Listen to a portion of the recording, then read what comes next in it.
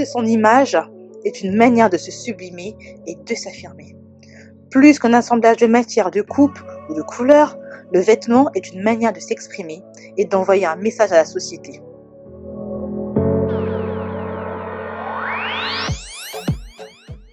Encore faut-il envoyer le bon message, celui qui correspond à la personne que nous sommes au fond de nous.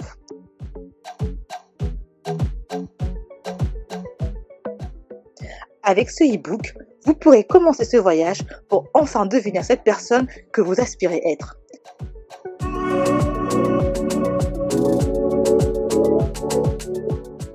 Laissez-vous guider avec bienveillance et boostez profondément votre confiance en vous. Bonne lecture!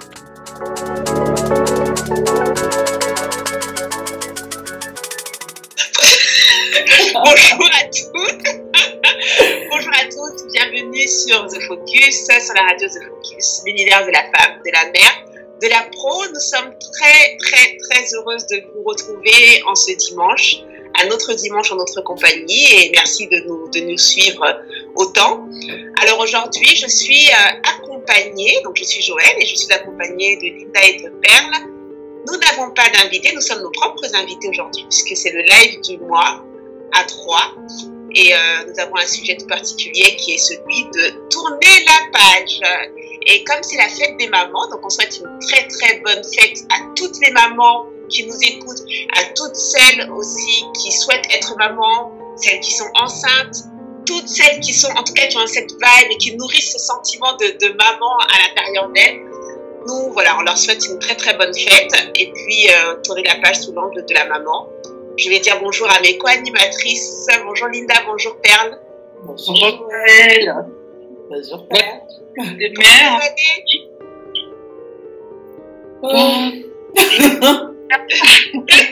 Dis donc. Ça en dit long, hein. Oui Linda, comment vas-tu? Bah ça va un tout petit peu. Moi je suis un peu en convalescence là, donc mais, ça va. Ça va beaucoup mieux, on va dire ça comme ça. C'est plus simple. Je vous invite à regarder le replay, vous allez voir quand Linda est en convalescence, comment elle est. Quand vous allez voir la lumière, vous allez dire, dis donc, quelle convalescence. Mais j'ai fait un effort, c'est gentil, j'ai fait un gros effort parce que vous aurez vu ma tête il y a 15 minutes, je crois que ce serait vraiment pas la même. Merci à, on a le droit de dire des marques, non? Oui, bon, merci à Fancy Beauty parce que ça fait des miracles. Je suis pas très maquillage, mais là, je vais le tester, je suis plutôt contente du résultat. Ah bah effectivement, Joëlle, aussi comme date. Une belle convalescence en tout cas. On voulait lancer à Linda en convalescence. Exactement. Bon, ça part déjà en live dès le début, tout va bien. Mais en tout cas, je vais bien également et il fait beau, donc on prend. Ça c'est sûr. Ça fait du bien au moral, et puis, voilà. C'est bon les filles, qu'est-ce qu'on a au menu? Ah là, c'est vrai qu'on va déguster. C'était encore un sujet hyper inspirant et vaste et beau. Et encore comme d'habitude, toujours à la dernière minute, on se dit ce qu'elle voilà d'aborder celui-ci cette fois-ci. Et du coup, on a 3 propositions et finalement on a une qu'on va peut-être regarder parce que je pense que c'est pas mal de faire un focus sur la mère, même si on pense qu'effectivement que c'est la fête des mères tous les jours, parce que oui, les mamans, on est les reines, on est les puissantes, on est les piliers du monde, les mamans ont devenir, les mamans qui souhaitent être mères, qui vont y arriver, les mamans qui le sont déjà, celles qui sont enceintes, et celles qui n'ont pas forcément porté la vie en elles, mais qui ont aussi des enfants parce qu'elles en ont adopté, c'est important aussi, je pense. Donc oui, je pense que c'est peut-être pas mal de faire une petite bifurquée sur ce sujet-là, en tournant la page, comment tourner la page en tant que mère sur une situation peut-être difficile qu'on a rencontrée, et le lâcher prise, comment on a fait pour remonter la pente, et pour les mamans qui nous écoutent aujourd'hui, et que les enfants auraient peut-être oublié en ce jour particulier, mais pas que, parce que tous les jours c'est un jour particulier pour les mères, honte à ses enfants. Mais je pense que ça peut être aussi intéressant effectivement qu'on aborde le sujet sur cet angle-là. Donc à la bonne franquette comme d'habitude, j'imagine les filles. Oui. Bon, je me lance. Ouais. Vas-y. Moi déjà le sujet tourner la page, ça m'évoque déjà comme un renouveau dans une vie, parce que effectivement être mère, je pense que tout le monde sera d'accord pour dire que c'est un chamboulement de malades et que rien, mais vraiment rien ne nous prépare à ce qui nous attend. Je pense que, comme beaucoup de femmes, j'ai lu des livres, des magazines, j'ai essayé de voir autour de moi des femmes mères, voilà, j'ai même ça qui se barrent, tout va bien. J'ai devant des mères qui vraiment, voilà, ont commencé comme ça leur nouvelle vie et finalement, quand on est dedans et qu'on se rend compte que c'est pas aussi simple, c'est pas aussi, je vais pas dire rose parce que faut pas non plus dépiter les gens dès le début de l'émission, mais voilà, tout n'est jamais tout rose tout le temps. Et je pense que le côté du renouveau pour la femme qui devient mère, c'est un vrai challenge de faire un peu, entre guillemets, le deuil de son corps, le deuil de sa vie d'avant, et de se dire, bah, c'est fini tout ça, hein, et puis de rentrer dans une nouvelle ère. Et voilà, le tourner à la page, moi, je vois un peu dans le sens à se dire, effectivement, la beauté de la maternité fait aussi qu'à un moment donné, ben, c'est une page de vie qui se tourne, et qu'il faut écrire une nouvelle page et trouver les bonnes notes. Parce que c'est un vrai challenge de trouver les bonnes notes. Et bon, j'ai un peu dit dans pas mal de lives, moi c'était très compliqué. Moi, la maternité, c'était quelque chose. J'ai découvert que c'était pas forcément facile avec un enfant qui était malade pendant la grossesse, un accouchement difficile, une deuxième grossesse magnifique, mais un accouchement encore plus difficile. Donc, ce qui fait que, en fait, à chaque fois, j'essaie de trouver les bons côtés de la maternité et ça a été pour moi un peu difficile de faire le deuil de ce côté un peu idyllique, de dire enceinte, je suis magnifique, j'accouche, magnifique, voilà, ce côté et la vraie vie, voilà. Je veux dire, c'est la vraie vie qu'il faut accepter de maman. Ouais, là je te rejoins complètement parce que moi c'est sous cet angle-là aussi que je le voyais et c'était tourner la page quand on est maman. Va tourner la page à sa vie de jeune femme libre, faut dire la vérité. Donc, avant d'aller, les filles, dans la maman, à quoi nous avons renoncé? Soyez honnêtes.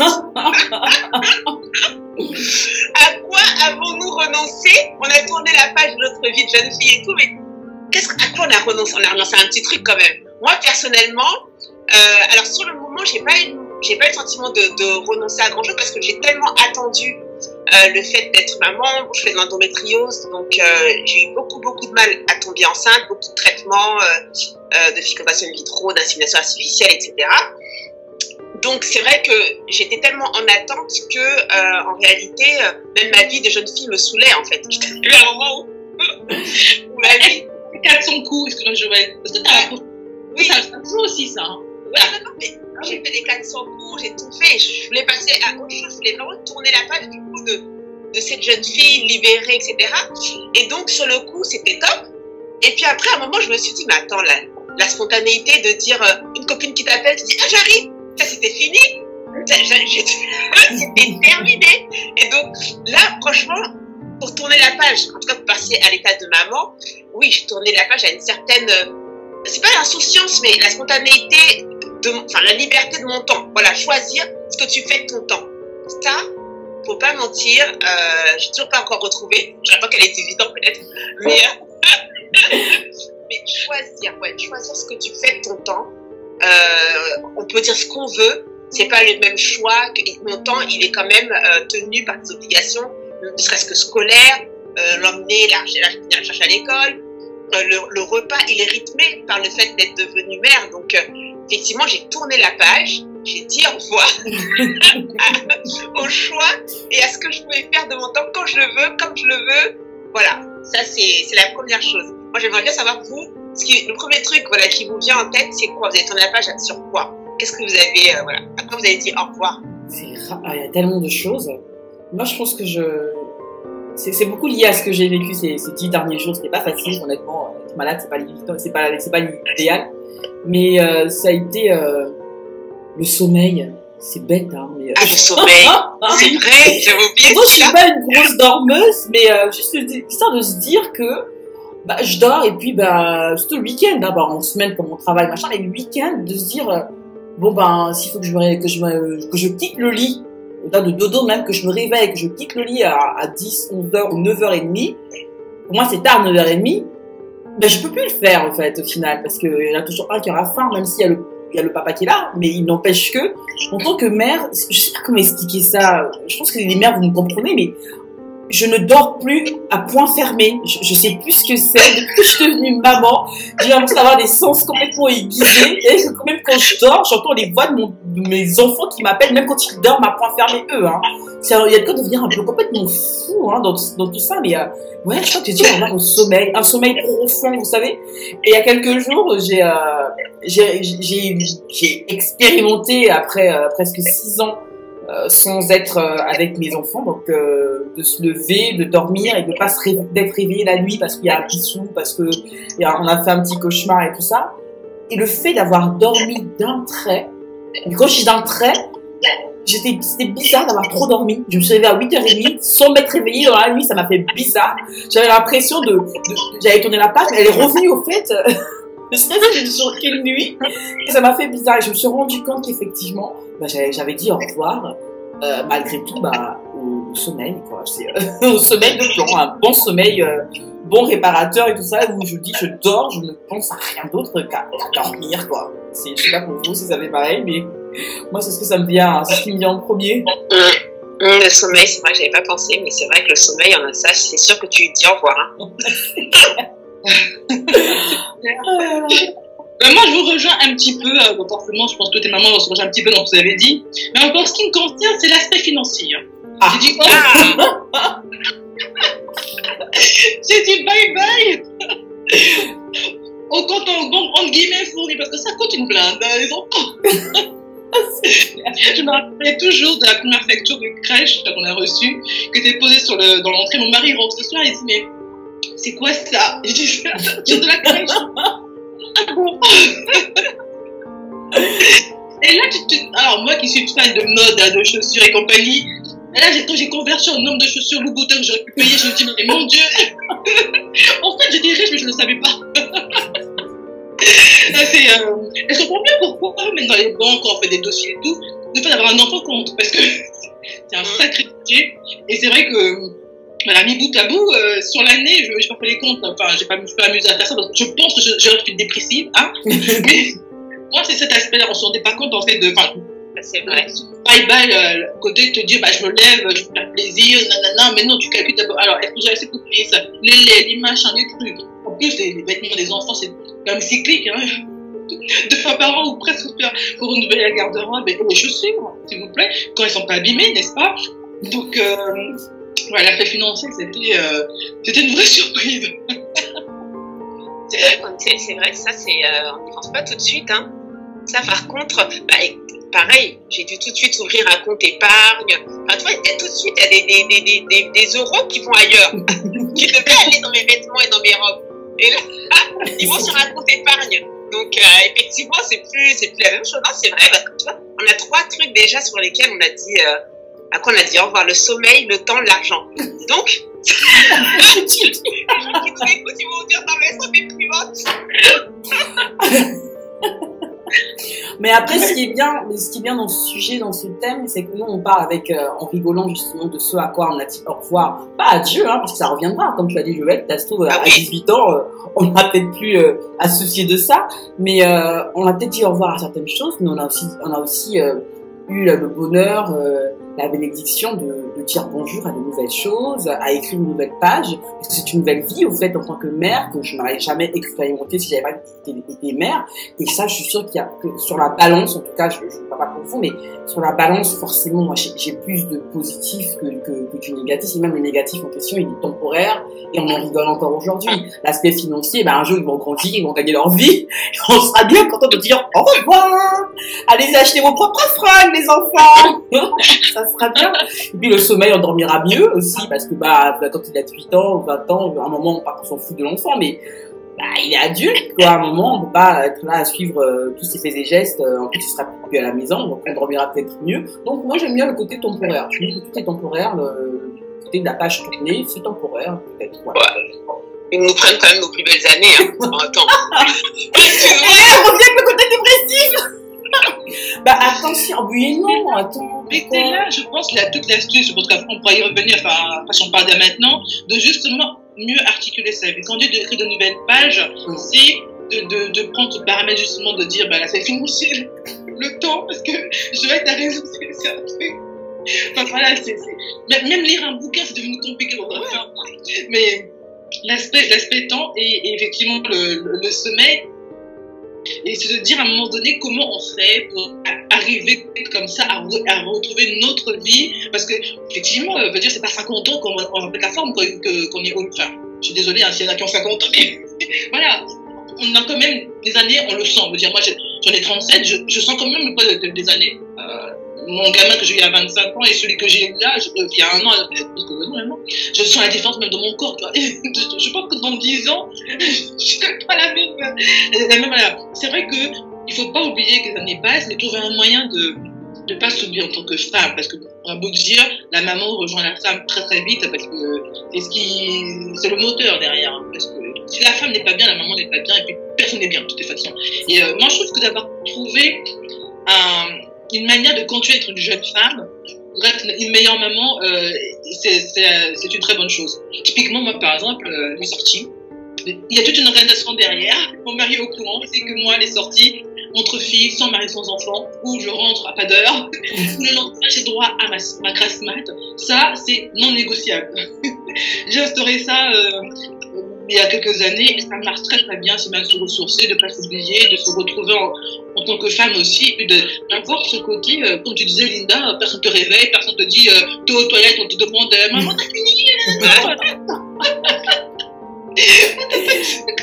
T'as fait une activité quoi, tu vois, juste d'avoir ce petit moment à soi, pour soi, et se faire belle, et puis voilà, je trouve que c'est très important de garder cette place oubliante en plus, très sincèrement. Ouais, mais moi j'aime bien ce que Linda elle a dit quand elle a dit tourner la page, c'est en écrire une nouvelle. C'est bien parce que c'est vrai que tourner la page, quelquefois ça fait peur à certaines personnes. C'est-à-dire, moi j'ai des copines qui avaient peur même d'être maman. Elles voulaient être maman, mais elles craignaient. Parce que tourner la page, ça fait peur parce qu'on se dit c'est la fin de quelque chose. Mais en fait, c'est vrai que quand on est dans un livre, on tourne la page, mais il y a une autre page après. Et des fois on est sur une page qu'on lit et qui est super.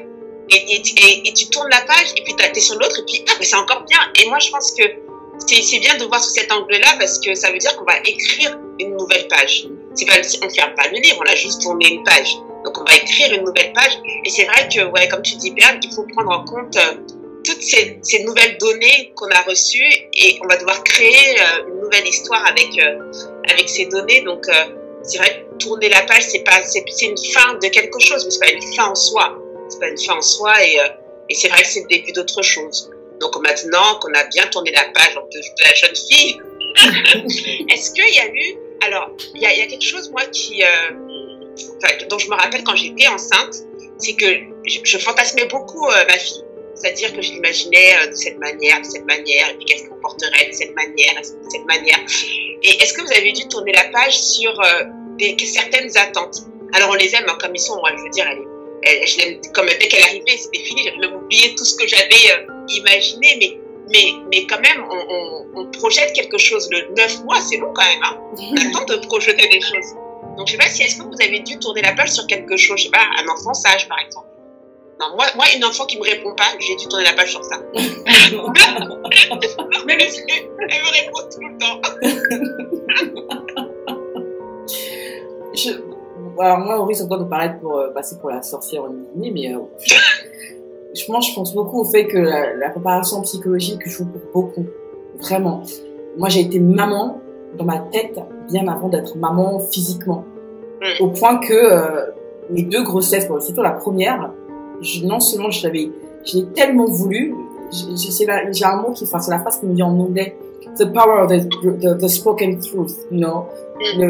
C'est tellement ancré en toi, c'est tellement au fond de toi, tu le veux tellement que tu le prophétises et tu vois la chose. Donc moi j'ai su que j'étais enceinte, j'ai su que j'étais une fille, j'ai vu l'accouchement avant même d'avoir vécu tout ça. Et du coup, j'avais pas d'attente puisque c'est fou ce que je veux dire, je savais comment ça allait se passer. Et ça s'est passé presque à 100% pareil, sauf pour les cheveux. Ma fille, j'avais rêvé une fille qui naissait avec une grosse touffe de cheveux, machin. Bah, en fait, il y a pas un seul poil sur le caillou. Ouais, c'est rattrapé depuis, mais à part ce côté-là, les yeux, grands, j'ai vu l'accouchement avant même que ça se passe.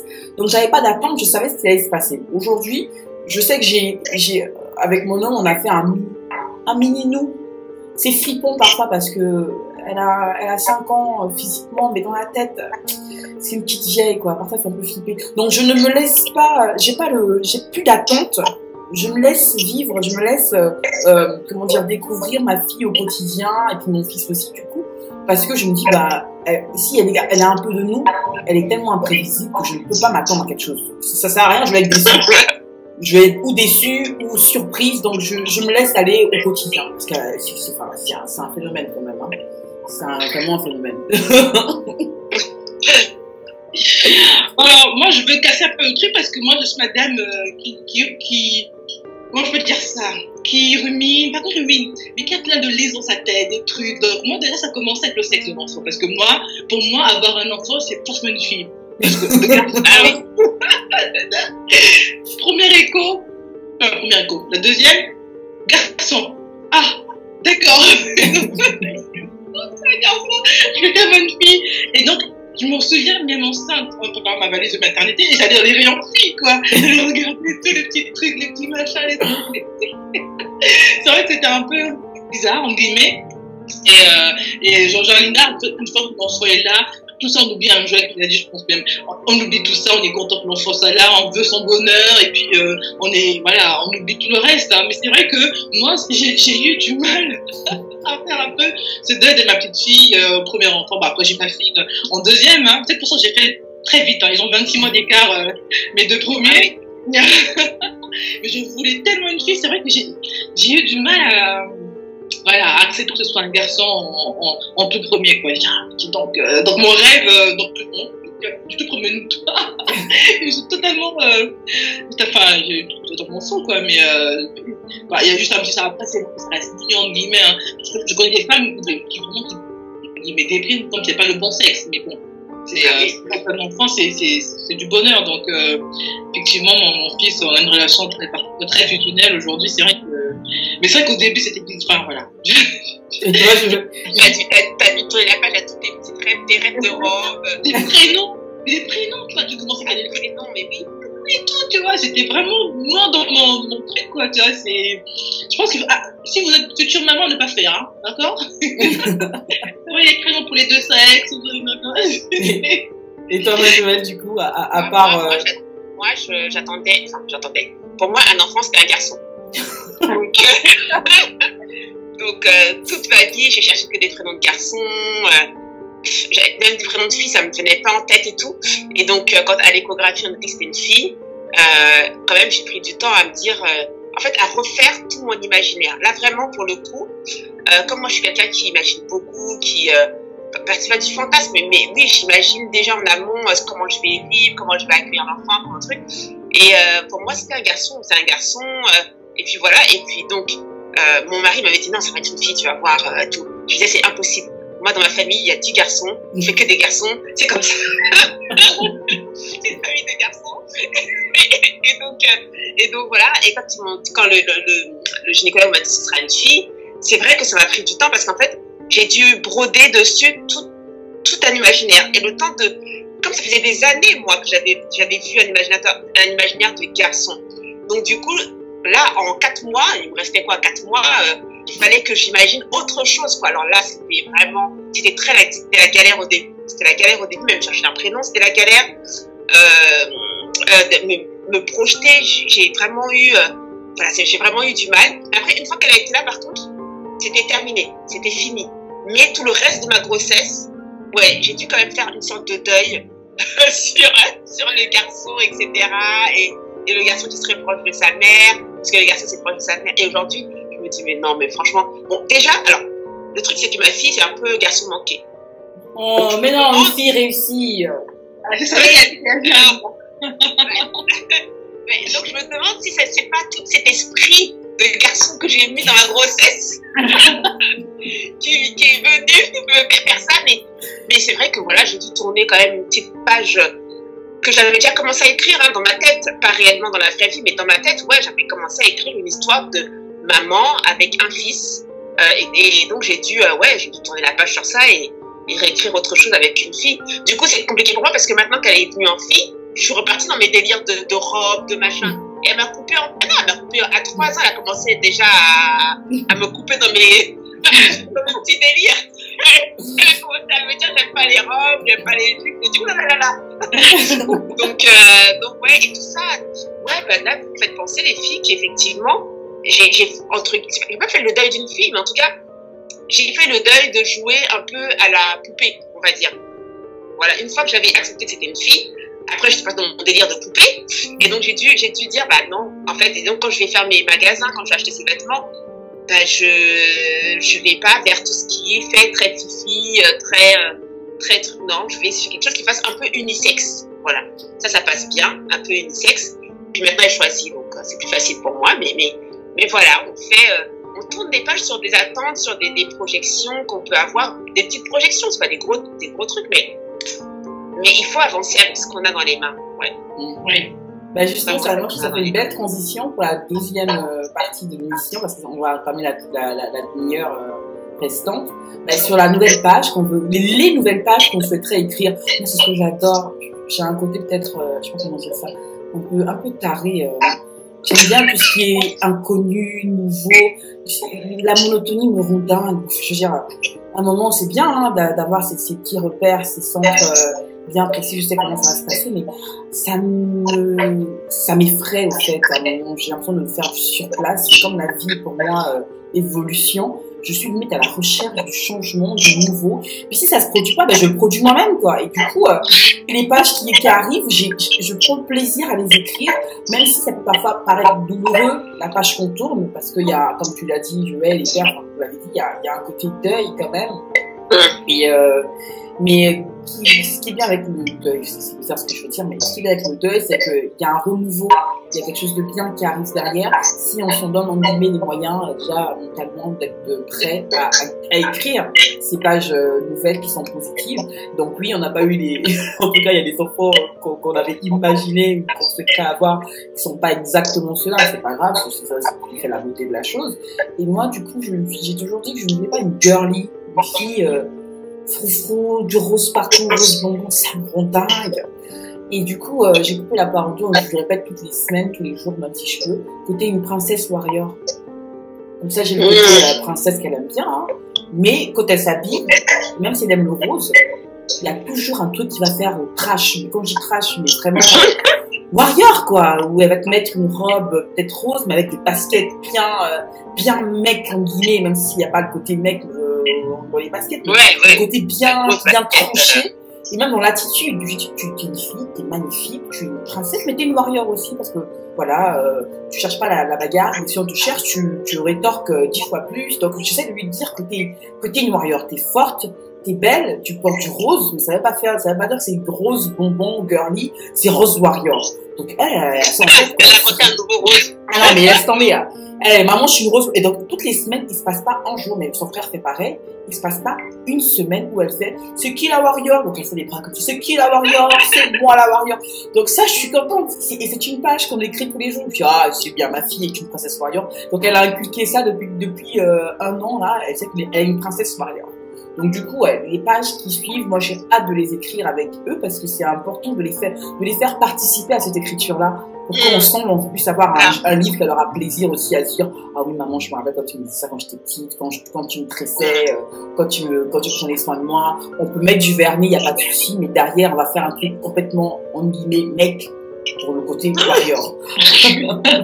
Je ne sais pas si vous avez des petites astuces comme ça pour nous faire contribuer les enfants à écrire ce livre-là en tant que maman et les faire participer à ça. Comment vous faites? Comment ça se passe de votre côté, du coup, les filles? Père, tu veux dire, toi? Oui. Alors, moi, j'ai trois modèles différents, on va dire ça comme ça. Modèles différents. pour le coup, je rejoins un peu. Est-ce que le fait d'avoir fantasmé une fille, donc j'ai un garçon qui est, enfin, voilà, le yin et le yang, voilà, il joue pas au foot, il est très, très artiste, un vrai artiste, voilà, qui aime dessiner, il a une sensibilité, voilà, une très grande sensibilité. J'ai une fille que, pour le coup, comme dirait Linda, une fille réussie, qui aime les jeans, les baskets, les grosses chaussures, qui grimpe partout, qui saute partout. Et le petit dernier, c'est un peu un mix des deux qui est, voilà, bien trempé aussi. Donc, ce qui fait que, effectivement, avec chacun, j'essaie vraiment déjà d'accorder du temps à chacun, parce que, alors, on parle un peu du temps, c'est pas toujours évident de trouver, voilà, un temps de qualité de ses enfants. Donc en général, j'essaie toujours de trouver ou le matin ou le soir quelques minutes avec chacun d'eux pour être sûr vraiment qu'ils aient leur moment à eux, mère enfant. Mais moi, ce que j'aimerais surtout développer avec eux, c'est le côté vraiment fratrie. Parce que je trouve que dans beaucoup de familles, malheureusement, ce côté-là se perd en grandissant. Si vraiment je pouvais réussir quelque chose, je pense en tant que mère, ce serait ça qu'ils gardent ce lien-là, d'être ensemble, de s'entraider, d'avoir vraiment le côté d'être très proche et puis de pouvoir se confier, se protéger les uns les autres, hein, parce que voilà, c'est arriver vraiment à faire ça, moi, c'est le plus important, et évidemment d'avoir une responsabilité, comme je disais, parce que un emploi arrive au fur et à mesure, on a moins de temps forcément, et ne pas oublier qu'ils sont tous uniques les uns les autres et arriver à vraiment à trouver du temps avec eux. Et c'est vrai que avoir des enfants comme ça différents, des moments on se dit mais c'est moi qui les ai tous faits là. Comment c'est possible que ça aussi à l'opposé? Enfin voilà, ça c'est encore un truc, bon on le sait, mais de le vivre, c'est assez hallucinant quoi, de voir vraiment la différence de tempérament au quotidien et bon c'est aussi beau, hein, que on a des fous rires des fois sur des certaines situations ensemble et c'est magnifique. Moi j'ai dû récemment tourner la page sur toujours là dans mon avancée de maman sur la petite fille en fait, puisqu'elle a eu 11 ans il y a 2 mois. Et j'ai dû dire au revoir, réellement, mais je le vois devant mes yeux. Et ça, c'est très, très, très troublant. Je sais pas comment vous dire, pardon, mais je vois devant mes yeux quelqu'un qui se transforme. Alors, c'est toujours elle, mais je vois bien que la petite fille s'en va. Alors, elle est toujours très câline et tout. Donc ça, heureusement, parce que je pense que ça va partir à un moment. Mais l'autonomie, la volonté de faire des choses par elle-même, je sens sa façon de réfléchir, qui peut être très différente de la mienne d'ailleurs, et je la vois, en fait, je vois comme le cordon ombilical, celui qui était encore entre nous et tout, va se couper petit à petit, et ça peut être, quelquefois c'est angoissant pour moi, quelquefois j'en suis ravie. Par exemple, dernièrement, elle a décidé, ma fille va à l'école, mais son école est un peu loin de la maison, donc on va prendre le bus, elle a 4 stations de bus. Donc jusqu'ici, moi je l'emmenais, etc. J'allais la chercher et tout. Et là, le mois dernier, elle a décidé qu'elle allait faire ça toute seule. Alors ça a été toute une négociation. J'ai dû presque la supplier de ne pas me laisser sur le bord du chemin. Comme elle voulait le faire. Non, vraiment.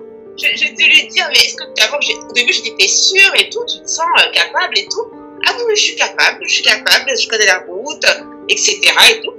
Alors, je lui dis, mais tu peux pas faire ça, maman. J'ai encore besoin. J'ai dû mettre mes pieds sur la table. Je suis pas prête. Non, mais c'est vrai, je lui ai dit, je suis pas prête.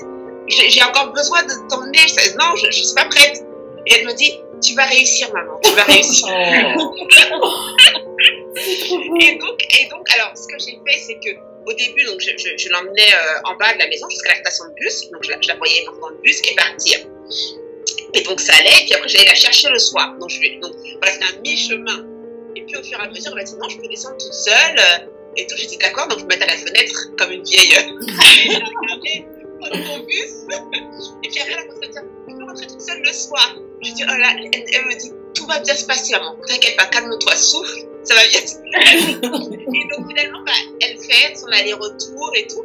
Mais c'est vrai que ça m'a fait comme si je passais à autre chose. C'est toujours la petite fille, la même fille, mais je me suis dit, bon bah là, ça y est, je rentre dans une autre étape. Tu dois tourner la page. Elle va vouloir bientôt te dire qu'elle va avoir une copine.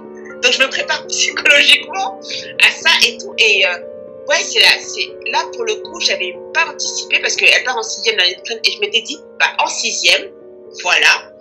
Et elle m'a coupé la chic. Elle est venue me dire que c'est maintenant. Elle me dit, c'est le moment. Je veux pas commencer en 6e, je veux commencer maintenant. Est-ce que tu n'en es pas un peu fière?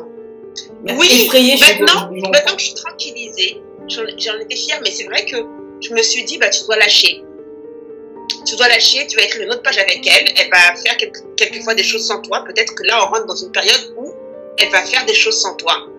Et tu vas falloir que tu écrives quelque chose autrement. Voilà, votre histoire va s'imbriquer autrement. Vous allez avoir un autre type de relation. Mais c'est vrai qu'en tant que mère, tourner la page au début, quand on a fait ce sujet, qu'on a dit on va le mettre sous l'angle de la maman, je me suis dit, bah, c'est pas pour maintenant, c'est quand elle va quitter la maison. Voilà, mais honnêtement, c'est des étapes. En fait, à chaque fois, je dois tourner la page sur une étape de sa vie à elle, en fait. Et je dois l'accompagner vers ça. Et c'est vraiment l'accompagner qui est dur, là. Vraiment.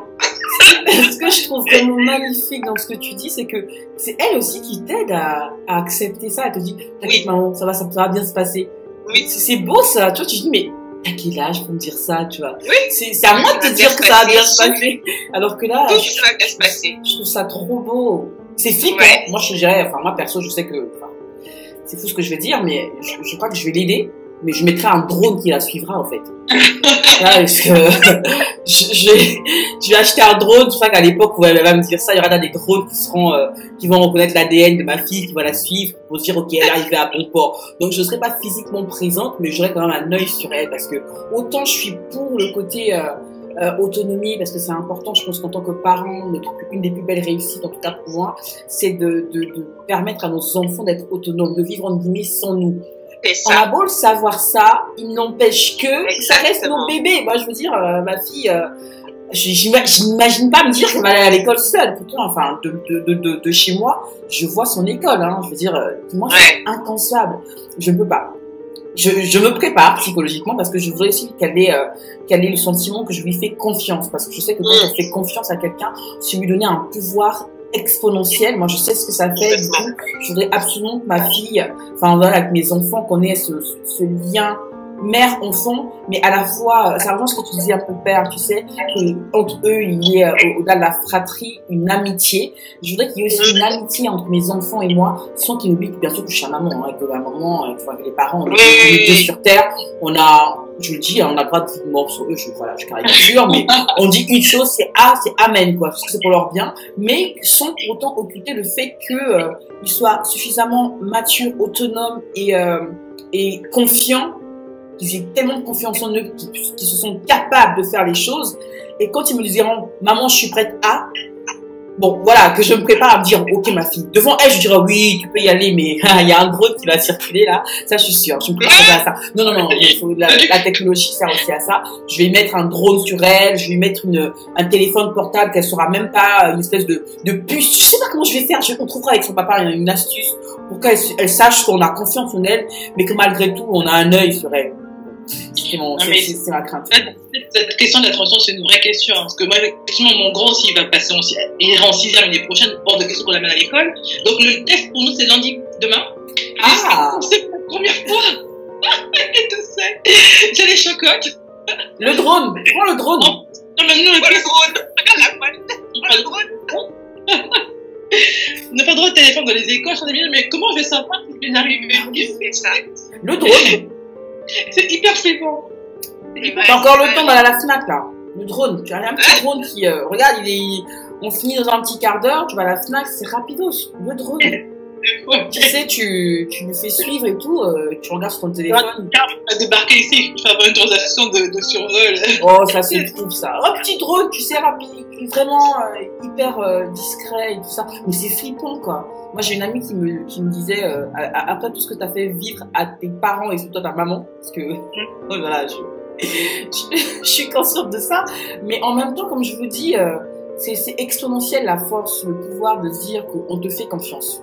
Et moi, j'ai eu le bonheur d'avoir ça, de tantes, d'amis, de sœurs qui te disent, voilà, on te fait confiance, on a peur, mais on te fait confiance. C'est une responsabilité et ça a suscité, ou ça a créé, ou ça a réveillé une force qui était en moi que je ne pensais pas, en tout cas présente.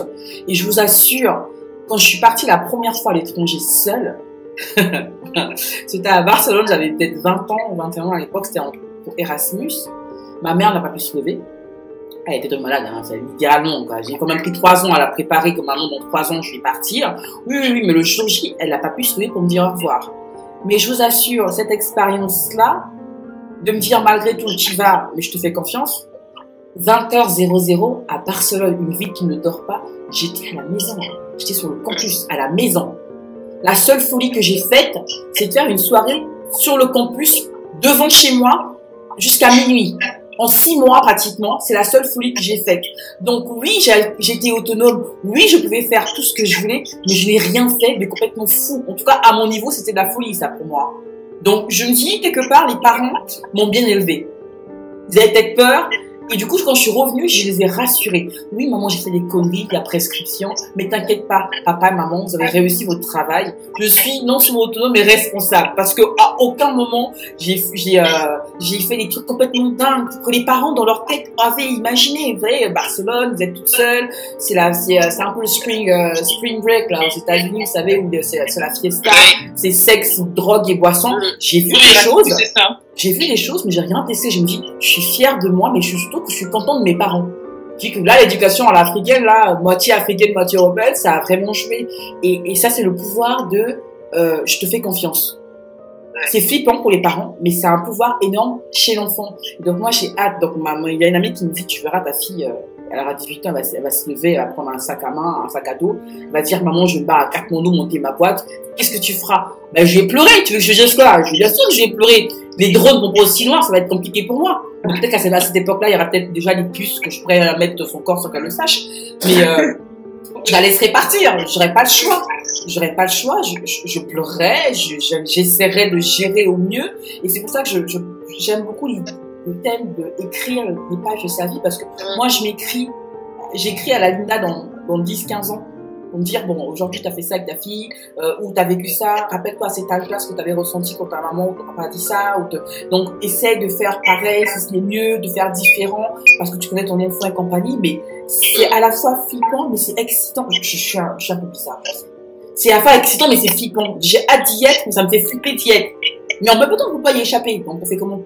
Les drones. Oui, les drones vont survoler. C'est important ce que tu dis sur la confiance, parce que c'est vrai que, comme toi, j'ai remarqué qu'elle dépasse jamais l'heure. Tu vois, elle sort de l'école, elle est là toujours à la même heure, après 25 minutes après. Et j'avais une fois, j'étais avec une copine, non, c'est parce qu'une copine m'a parlé, etc. Non, elle sait, en fait, parce que le fait de voir, je pense que ça a été peut-être difficile pour moi, mais que j'ai surmonté ça et que ça m'a pas empêché en fait de lui donner de l'autonomie. Je pense qu'elle respecte ça. En fait, elle respecte le fait que j'étais pas pour, mais je te fais confiance. Vas-y. Et du coup, je crois qu'elle a pas envie de trahir cette confiance. Et surtout, les pages que j'essaie d'écrire vraiment avec elle sont des pages qui sont sur une base de confiance, de liberté aussi et de responsabilité. Je me rappelle que le mois dernier, je lui ai dit, on était partis quelques jours, et elle a fait des copines là où on était allés et tout, et donc elle avait quand même ses devoirs de vacances à faire. Et du coup, je lui ai dit, moi, je suis pour que tu sois libre et t'ailles jouer devant avec tes copines, etc. Mais ça ne peut pas aller sans la responsabilité. Ça ne peut pas aller sans la responsabilité. Et ta responsabilité, c'est de pouvoir faire tes devoirs et d'aller jouer. L'un va pas sans l'autre. Moi, je ne veux pas t'en enlever un. Je voudrais que tu fasses les deux et tout. Et c'est vrai que j'essaye vraiment, comme on rentre dans la période de l'adolescence où maintenant, je peux plus, elle va pas tout le temps être collée sur moi, etc. Donc, j'essaye vraiment d'écrire. Mais quand je dis écrire, vous voyez, quand je visualise la page, c'est pas une écriture qui est fluide et automatique. C'est comme une écriture où tu réfléchis, tu sais, avant de poser un mot. Tu réfléchis, est-ce que ça a tel sens si je pose ce mot avec la phrase? Est-ce que là, je vais mettre une virgule? Est-ce que si je mets un point d'exclamation? Enfin, là, je sens, avant, c'était une écriture qui était beaucoup plus fluide, ça allait de soi, on va faire ça, et j'écrivais, alors voilà. Et depuis que j'ai tourné cette page-là de la petite enfance, j'ai remarqué que mon écriture est vraiment, tu sais, vraiment posée, réfléchie. Là, voilà, vraiment, est-ce qu'on met un mot là? Est-ce que là, j'écris? Est-ce que je me stoppe là? Est-ce que c'est un point? Non, mais Et j'écris vraiment une page, on tâtonne. Voilà, on tâtonne. Et t'espères qu'à la fin, ça fera un beau livre, quoi. Et c'est comme tu disais, tu te projettes, moi je me projette. Et je me projette et je me dis, ouais, j'aurais écrit un beau livre. Mais c'est pas un livre, c'est pas une écriture qui est automatique, qui est fluide. C'est une écriture vraiment faite de questionnement, quoi. Questionner avant de me poser un mot. Et ça, en tant que maman, je passe dans cette phase-là. En tout cas, peut-être qu'il y a des mamans qui nous écoutent et qui vont vivre l'adolescence de manière beaucoup plus fluide que moi. Mais c'est vrai que moi, j'ai un peu le poids des mots, là, à l'heure actuelle. Oh, ça se ressent en plus, comme tu dis. Oh là là. Nos enfants en auront de barge. Et encore, on n'est pas à l'étape où je sors voir les petits copains, petites copines, là. Ah, Seigneur. Ah, Seigneur. Ah, Seigneur. Je lui ai fait le discours sur la liberté et la responsabilité parce que je me suis dit, bon, là, c'est aller jouer devant avec deux copines, voilà. Mais il faut que ça rentre bien dans sa tête, que ça infuse. Parce qu'au moment où on va avoir 16 ans, on va me dire, ah, mais maman. Mais la dernière fois, vous savez pas ce qu'elle m'a dit? Elle m'a dit, elle dansait dans la maison. Et je lui ai dit, ça t'aimes trop danser. Les gens qui dansent comme ça, c'est les gens qui vont demander d'aller en boîte. Je lui dis ça. Et après, elle me dit, toi, t'es pas allée en boîte? Je dis si. Je dis, bah alors voilà. Je dis.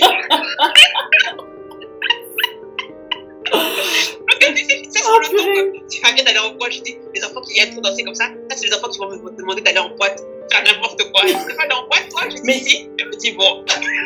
Je sais pas ce que vous en pensez, mais moi, j'arrête pas de le dire. Je me dis à ma sœur, à mes amis, moi, une de mes plus grandes, pas craintes, mais j'ai besoin que mes enfants se confient à moi, mais surtout à une personne en qui moi-même j'ai confiance. Même s'ils me disent pas tout, j'ai besoin que leur première fois, qu'ils le fassent avec quelqu'un de confiance, parce qu'ils vont le faire.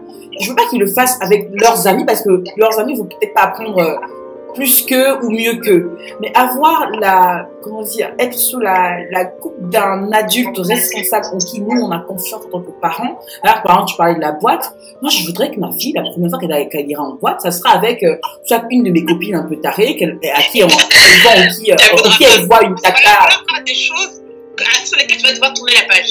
Elle ne voudra pas. Ouais. Sincèrement. Pas qu'elle ira se confier après coup, mais rappelle qu'on était ados. T'as vu, justement, avec les copains, on cachait les adultes. Le but de ça, c'est que personne ne te chope. En tout cas, aucun adulte ne te chope. Tu vas pas voir. Ça dépend. T'as super cool en disant, tata, oui. Non. Ça dépend. On a toujours une tata qui est âgée, mais qu'on voit comme une copine. Oh, vous me décevez, là. Laissez-moi exprimer. Qui est faux. Il faut gommer ce que tu es en train d'écrire là. C'est pas bon. Bon, en tout cas, je lance un appel à toutes mes amies. De toute façon, elles le savent, je leur ai dit que leurs enfants, même avec mes neveux, je le dis à ma sœur, c'est moi qui vais le faire leur toute première fois, ce sera avec moi. Leur première taf. Ils veulent de la cigarette, ils veulent du shit, excusez-moi, je le dis. Ils veulent aller en boîte. Si mon petit bébé qui aura 15-16 ans n'a toujours pas eu sa première fois avec une fille, machin, c'est moi qui donnerai les préservatifs, qui lui montrerai comment faire. J'ai besoin qu'ils me disent que c'est leur première fois, ça va me rassurer. Comme ça. Parce que, bon, ok, c'est la fin, là, on dérape encore un peu, mais c'est important. On a frôlé des choses. On a frôlé des choses de dingue. Et notre génération, à nous, je suis désolée, moi, je pensais qu'on était, on dit message, mais j'ai fait des choses bizarres. À 16 ans, j'ai vu des filles faire des trucs chelous, que moi-même, à 35 ans, j'ai pas encore fait. Et donc, me dire que ma fille peut faire ça, no way. J'ai besoin qu'elle teste des choses, mais en compagnie d'une adulte. Donc, je ne sais pas qui. La confiance, là. Regarde la confiance, hein. Là, on a dérapé, là. Non, mais c'est la confiance, tu l'as dit toi-même. Je veux dire, l'éducation, elle fait tout. Au-delà de la relation en mère et enfant, il y a l'éducation. À un moment donné, ça fait partie de l'ordre des choses. Les enfants, ils vont tester des choses. Espérons qu'il n'y a pas signifié un rat et le coq. Bon, voilà, on fait tout. Bah, parce que ça, tester. Non, quand même pas. Cigarette, le premier verre, enfin le verre d'alcool, le truc, il y a un âge où on ne pourra pas y échapper. Mais non, on va juste prier pour que l'éducation soit assez forte, assez solide, assez bien ancrée en eux pour qu'ils se rendent compte que, ok, j'ai testé, ok, je peux boire de temps en temps. Pas trop, boire, mais sans être dans l'excès, sans que ça devienne une habitude, sans que ça devienne quelque chose pour montrer aux copains que je suis capable de machin. C'est ça le vrai test, et ça on le saura que le moment venu. Mais c'est vrai que rien à part l'éducation, vraiment, ne pourra nous préparer nos enfants à affronter cela avec maturité. Parce que ça commencerait dans la cour de moi, je veux ma gamine, temps maintenant, à 4-5 ans déjà, ça commençait, t'es capable, t'es capable, des trucs à la con. Je dis, mais non. Dans une fosse aux dents, tu vas y aller? Non, ça marche pas comme ça. Mais c'est beaucoup de discussions, beaucoup d'explications, dire que faire les choses par mimétisme, c'est pas toujours bien, même si on sait très bien que les enfants se sentent bien quand ils sont ils ressemblent aux autres. Parce qu'être différent, c'est pas toujours. Il y a un âge où ils vont être tous pareils, c'est normal aussi. Ça fait partie un peu du processus, mais je te comprends, mais bon. Je comprends que non, le drone, je vais quand même investir dans un drone. Non, mais en fait, c'est bien ce que tu dis, Linda, parce que dans tourner la page, il y a aussi une idée du lâcher prise. Ouais. C'est aussi ça, des fois. Des fois, c'est pas un gros truc. Souvent, on dit, j'ai tourné la page, on imagine que c'est un gros truc. Bon, souvent, on parle de ça sur les ex. J'ai tourné la page, tel ex, etc. C'est une autre émission, bien sûr. Oui, oui. On parle sur les ex. Avec plaisir. Tout qu'on a laissé derrière. Donc, ça, c'est notre émission. Mais c'est vrai que tourner la page, on imagine toujours que c'est quelque chose de très gros et tout. Et là, à travers l'émission, je me rends compte, à travers nos expériences, que ça peut être dans une continuité, en fait. C'est une continuité, mais c'est tourner la page à un petit aspect d'une relation. Là, la relation mère-fille ou mère-fils, voilà, c'est un aspect de la relation à laquelle on dit au revoir, en fait. Mais c'est du lâcher-prise. Et là, je vois que Linda n'est pas dans le lâcher-prise. Mais je suis une maniaque du contrôle, moi. Je suis une maniaque du contrôle. Je suis consciente de mes... C'est difficile pour moi de lâcher prise. Ça a l'air bête, je bifurque, je fais une parenthèse. Ce que j'ai en ce moment, je veux dire, mentalement, c'est difficile pour moi. Hein. Il y a une semaine, j'ai lâché prise. En fait, non, mais j'ai été dans mon corps parce que je ne maîtrisais plus rien. Mentalement, c'est difficile. Je me bats avec moi-même parce que je suis une maniaque du contrôle. Je contrôle absolument tout. Je suis consciente de ça. Hein. En fait, comment dire, c'est paradoxal. Autant les choses que je sais que je peux pas maîtriser, franchement, je suis en mode, je me la douce, je peux rien faire. De toute façon, faut que je fasse quoi? Je fais rien. Mais les choses que je sais pertinemment, d'un point de vue physique, d'un point de vue financier, d'un point de vue matériel, je peux contrôler et que je n'y arrive plus parce que mon état physique me l'empêche, c'est un gros, mais c'est compliqué. Le lâcher prise, moi, c'est quelque chose, c'est comme, enfin, ça a l'air fou ce que je veux dire, mais je sais pas si on guérit, hein. Il y a des pics où c'est un peu moins important l'intensité du lâcher prise, mais c'est constant, hein, c'est à vie, hein. J'essaie de lâcher prise sur certaines choses parce que j'ai pas trop le choix, mais sur d'autres, c'est un réel combat, Mais bon, c'est ça qui fait la beauté du truc, sinon ce serait monotone la vie, hein. Bah oui. C'est quand même dommage. Non, il n'y aurait plus besoin de lâcher prise si on n'était pas aussi maniaque du contrôle. C'est justement parce qu'on est tous un peu maniaque du contrôle qu'on ressent le besoin et les bienfaits du lâcher prise. Et je pense qu'il faut le regarder sous l'angle positif, en fait. C'est se dire, c'est pas je lâche prise, c'est que je choisis autre chose. Souvent, par exemple, moi, mon corps, souvent, avant, beaucoup moins maintenant, mais mon corps m'arrêtait. Quoique dernièrement, oui, il m'arrêtait. Mon corps m'arrêtait parce que comme j'étais tout le temps dans quelque chose, en fait, mon corps me disait stop, en fait, et je multiplie les maladies, les pépins, etc. Et en fait, j'ai compris que si je m'écoutais pas avant, si je freinais pas avant qu'il m'arrête, il allait m'arrêter. Et donc, je me dis, comme tu as du mal, je me dis, je choisis plutôt d'être en bonne santé. Ou, voilà, c'est plus ça, je vais choisir d'être en bonne santé. Donc, du coup, je vais m'arrêter avant qu'il me stoppe. Parce que sinon, il réagit à ma place. De toute façon, le corps réagit à notre place. Si on veut pas, si on veut pas, le corps dit, attends, tu vas où comme ça là? Tu crois que tu vas aller où comme ça? Stop. Donc voilà, tourner la page, lâcher prise. C'était vraiment une émission très intéressante. Hein. Aussi, c'était riche en tant que maman quand même. Hein. Moi, je retiens juste qu'il n'y a pas de mode d'emploi pour les enfants. C'est dommage, mais c'est ça qui fait la beauté de l'être mère. Tu devrais être livré avec... t'imagines, tu accouches et puis il y a une espèce de mode d'emploi là, que Dieu t'a envoyé là. Voilà, tel âge que tu vas faire ça, que tu vas dire ça, c'est comme ça. Ça aurait été génial, mais tellement monotone. T'imagines, tu fais déjà tout à l'avance. Oh là là, quel... Ne pas être surpris par ton enfant, c'est pas intéressant. Hein. Non. On est un peu barjot, hein, au final. Un peu maso sur les... Ouais. Non, c'était très bien. Merci les filles en tout cas. Ouais, merci. Mais alors, si vous auriez un petit conseil comme ça à donner, je veux dire surtout aux futures mamans, parce que je pense que une fois qu'on est mère, je veux que c'est facile, mais on trouve toujours un côté, il y a un truc qu'on peut aborder d'ailleurs, un aspect de s'écouter. Parce que souvent, on va dire qu'il va faire comme ça et machin. Non, à un moment donné, se faire comme ça en tant que mère, c'est très important. Parce que nous, je crois qu'on est mieux placés pour savoir ce qu'il y a de mieux pour nos enfants. Mais voilà, les conseils à donner aux futures mères. Parce que, si vous serez aux futures mères, le seul conseil que je donnerais, c'est de ne pas être hyper sensible aux injonctions de la société. Et quand je dis la société, des fois la société, c'est vos copines, votre maman. C'est pas toujours les magazines ou la télé ou les films ou l'État ou ce qu'on veut. C'est vos copines, c'est votre maman, c'est vos sœurs, parce qu'elles vont vous dire moi quand j'étais enceinte, tu sais, ça se passait comme ça, donc ce serait bien que tu fasses comme ci ou comme ça. Par exemple, moi je me rappelle, j'ai pas du tout aimé ma grossesse. Je suis pas une femme qui aime les grossesses. Pourquoi? Parce que ça m'empêche de m'habiller comme je veux. Deux, je peux pas faire ce que je veux de mon corps. Donc non, j'ai découvert à travers ma grossesse que si je voulais avoir d'autres enfants, eh ben je sais que la grossesse c'est pas un état que j'aime, tu vois. Et c'est vrai que quand tu vas le dire, c'est pas quelque chose que tu dois dire parce que ne te rends pas compte de la chance que t'as, profite de ce moment-là, ce petit bébé qui grandit en toi, plein donne des coups de pied, mais il m'emmerde. Je suis désolée. Mais pour moi, c'est ma vie. Donc, je sais pas, quelqu'un, il me prend des kilos, j'ai pris 20 kilos. Non, attends, bon, ça suffit.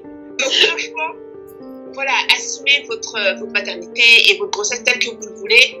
Et les injonctions, voilà, la société, c'est pas la société, souvent c'est des gens qui nous aiment et justement qui nous donnent des conseils pour nous protéger ou parce qu'elles ont vécu, comme nous, on vous raconte nos expériences, etc.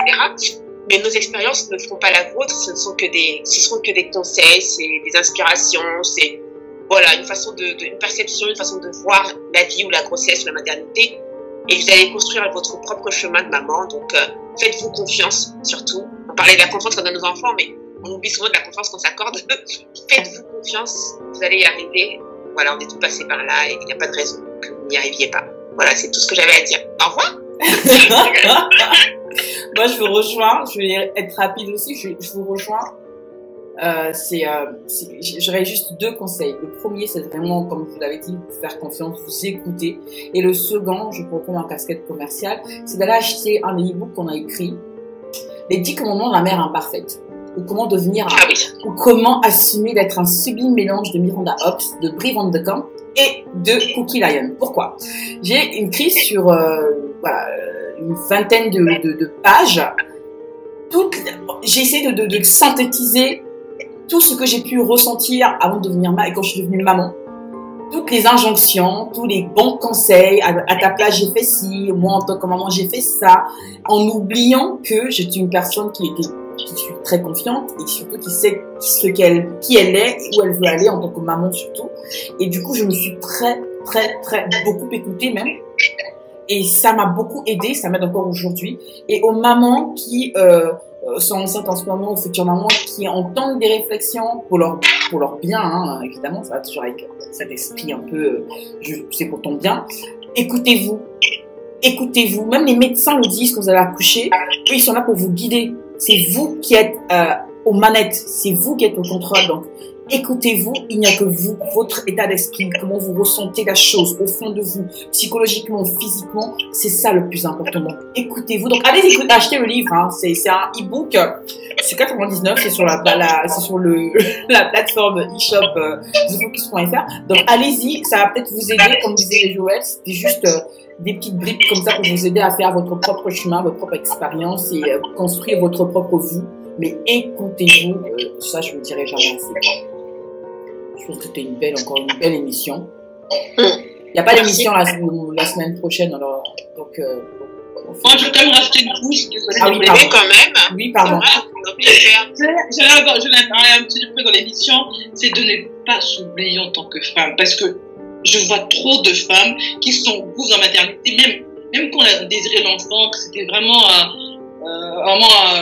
c'est un pur bonheur, je vais pas dire au contraire. Ne vous oubliez pas, n'oubliez pas la femme en vous, parce que vous allez vous épuiser sinon. Vous allez oublier votre couple, vous allez oublier la pro qui est en vous, ce qui n'est pas forcément aussi une bonne chose, et vous focalisez sur l'enfant qui lui aussi risque de pas très bien le vivre, si vous êtes trop sur votre enfant. Donc, de toute façon, ne pas s'oublier entre femmes. En tant que femme, c'est vraiment se dire aussi, prendre soin de soi physiquement, soin vestimentaire, restez femme, restez vous et continuez à briller parce que sinon vous allez vous retrouver l'enfant à 10-15 ans et vous vous trouvez pas bien dans votre peau parce que vous aurez oublié la femme en vous et entre temps vous aurez même des relations même amicales qui s'effritent parce qu'il y a une mère, ce qui est juste aberrant quoi. Donc non, gardez la femme en vous, protégez-la et continuez justement d'écrire ces pages de votre livre en imbriquant peut-être votre casquette de femme, de mère, de pro et de faire quelque chose d'harmonieux à votre rythme, à votre façon, à votre sauce bien évidemment, mais n'oubliez pas toutes ces facettes de vous parce que c'est très important d'avoir cet équilibre pour avancer dans la vie. Et allez acheter le livre aussi de Perle, hein, le guide. Voilà, c'est ce que parce que pas faire. Il faut terminer même par ça. Le guide pour trouver son style et booster sa confiance en soi. Elle vous a donné un guide extraordinaire. Allez-y l'acheter, ça va vous aider. Et surtout, si vous avez quelques soucis pour vous reprendre en main, allez voir Perle. Appelez-la. Future conseillère en images. Allez-y, elle va vous donner tous les bons conseils. Elle va vous refaire de fond en comble. Rénovation. Rénovation de votre dressing et de vous-même.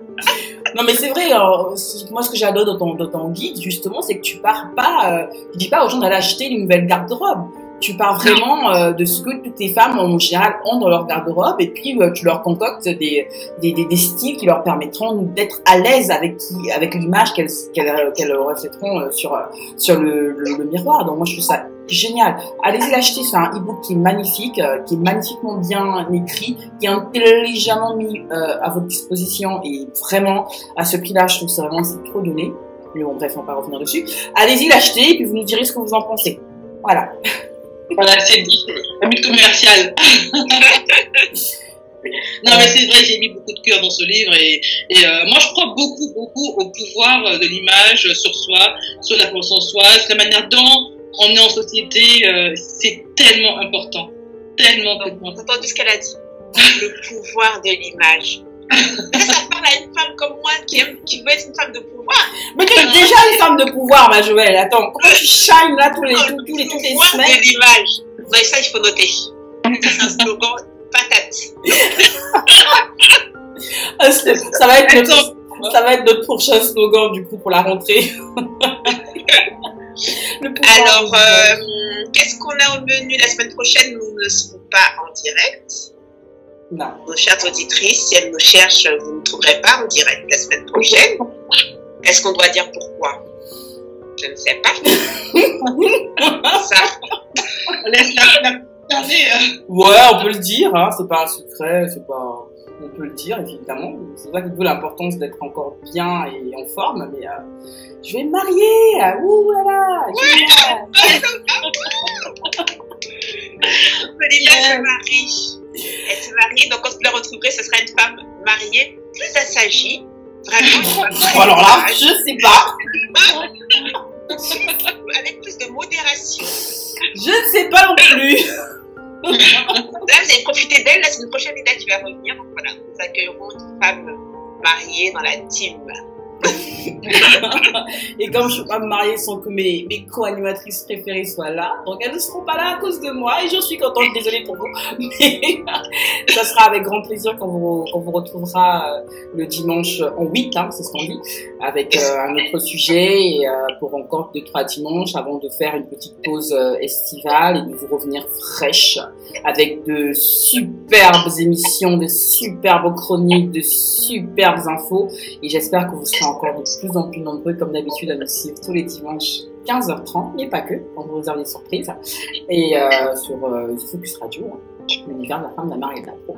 Et on vous dit bon dimanche à toutes et à tous. Bon dimanche. Au revoir.